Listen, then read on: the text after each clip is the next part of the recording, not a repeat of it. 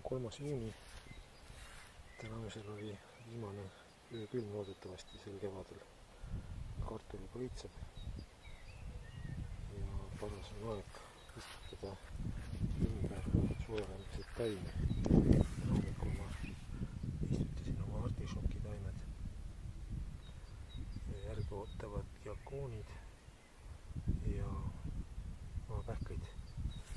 Pähklid on siis istutatud või külvatud 3,5 nädalat tagasi, 9. mail.